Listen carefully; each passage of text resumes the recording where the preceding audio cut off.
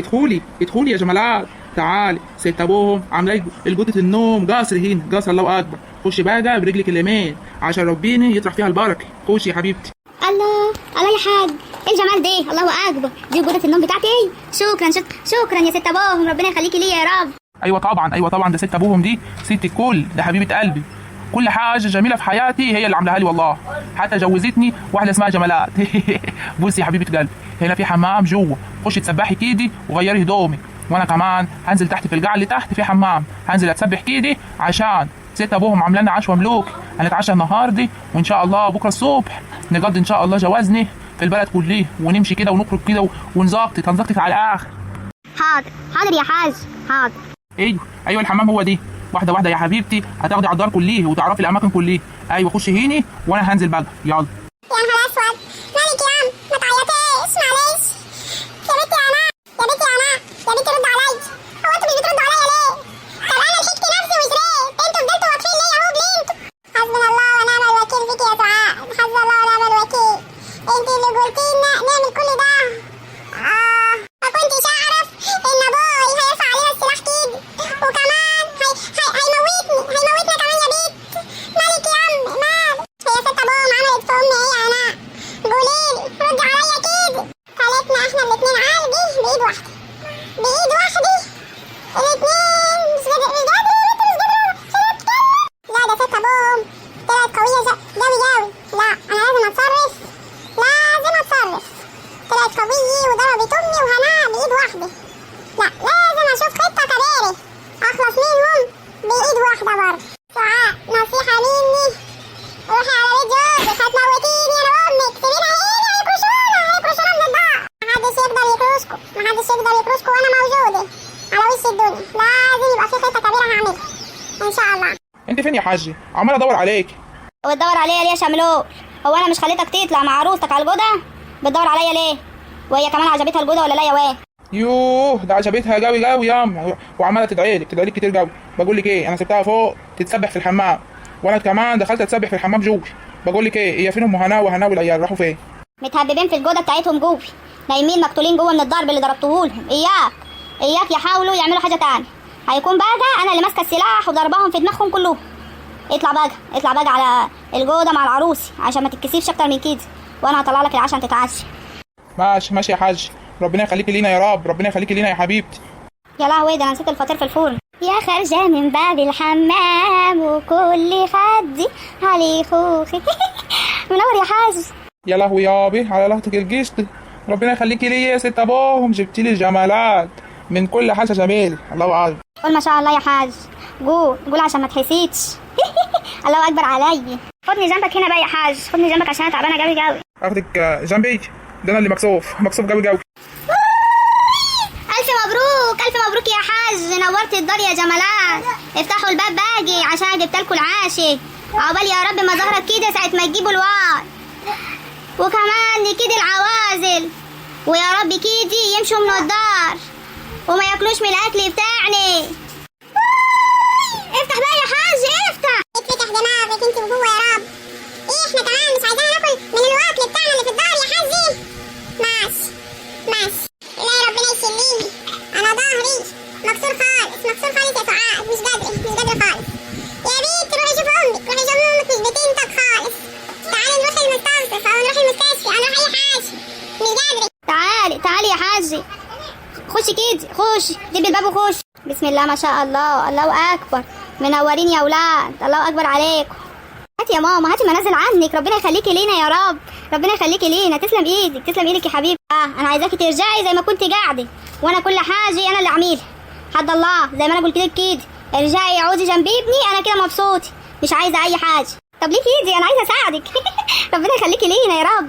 انا قعدت اهو، تعالي بقى حط العشاء هيني وهتقعدي تتعشي معانا. وهو ده كلام يعني يا جمالات؟ هو ده كلام ينفع كده يوم الدخله للعريس والعروس اللي انا اقعد اتعشى معاهم؟ عيب يا بنتي. لا انا هعمل لكم العاشي واحطه لكم كده وابقى مبسوطه، وافضل قاعده بره في الدار لحد ما اشوف البهايم اللي بره دول هيعملوا فينا ايه تاني. وانتي فضي دماغك خالص، وانت كمان يا حاجه تفضي دماغك خالص منهم، انا اللي فجالهم وعارفه انا هعمل ايه. الوكله اهو، ولسه خابزه لكم الفطير بايدي. كلوا بقى والف هنا وشيفي. حبيبتي ربنا يخليكي يا ماما. بس انا عايزه اقول لك حاجه، العيال هناء ولا سعاد صغيرين صغيرين، وانا مش عايزه ان انت تكسي عليهم كده وتتعاملي معاهم كده.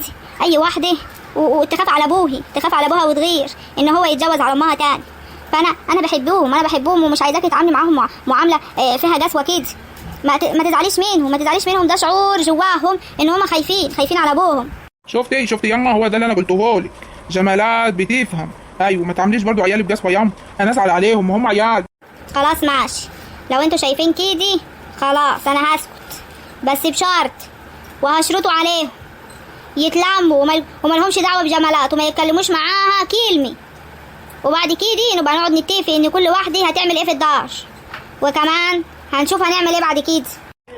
خلاص ماشي يا حاج، شوفي اللي انت عايزاه اعمليه، وهم والله غلابه خالص، وهيعملوا لك اللي انت عايزاه. ماشي، هفكر في الكلام. ما تفتحوش معايا تاني يا حاج اللي انا عاملهم حلو ولا وحش. هفكر كده واشوف الحكايه مع نفسي. يلا تصبحوا على خير.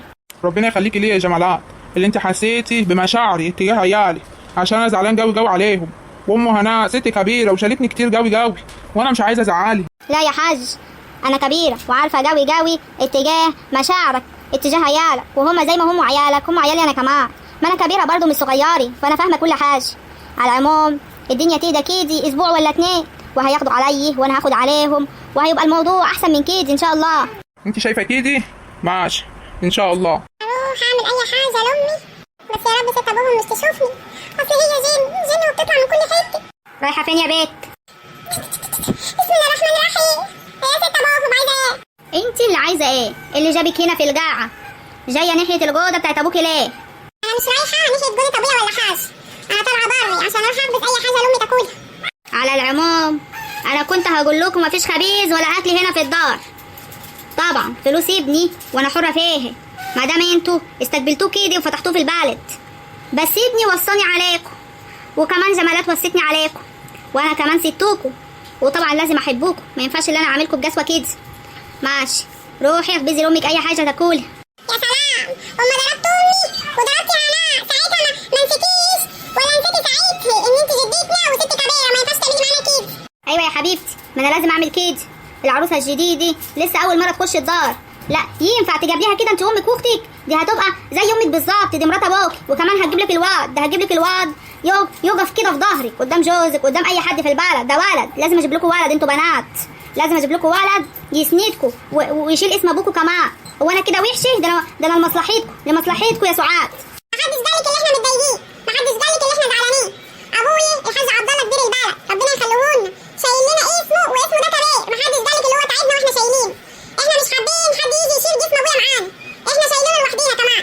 انت مالك بقى بجسم ابويا احنا نشيله ولا ولد يجي يشيله؟ ما احنا شايلينه خلاص، انت مالك انت مش هتفهمي الكلام اللي انا بقوله ده يا سعاد غير بعدين، غير اما جوزك كده يوقف لك ويعمل لك مشكله ويكون ابوكي كبر في السن ومحدش قادر يقف له. هيوقف لك اخوكي دي قدامه. انت خليتيه وهي انت يخلف ويجيب ولد وكمان سعيد يعمل مشكله معايا واخويا يوقف لي. هو انت هتعيشي كل الايام دي؟ والله اعلم هي تجيب ولد ولا بنت. الحاجات دي بتاعت ربنا، الحاجات دي انا عارفه ان هي بتاعت الناس الجهله يا ست ابوهم. ولد ولا بنت ايه؟ ما هو واحد، البنت ولا ولد واحد، مفيش الكلام دي. عمرهم ما كانوا واحد يا هبلي. ما بتفهميش، الولد بيوقف كده راجل في البلد كليه، وكمان يشيل جسم ابوكي. لو ابوكي يا بنتي بعد عمر طويل مات، واحد تاني هيمسك العموديه مكان وهو يبقى كبير البلد. اما لو ابوكي جاب الولد طبعا هو اللي هيمسك العموديه وراه. فهمتي؟ كده اللي انت شايفه كده يعني ده وجهه نظرك انت؟ ماشي يا ست ابوهم، بس حرام عليكي يا ست ابوهم، امي جوه مش بتنطق وهناء متكسره مش عارفه اعمل لهم ايه.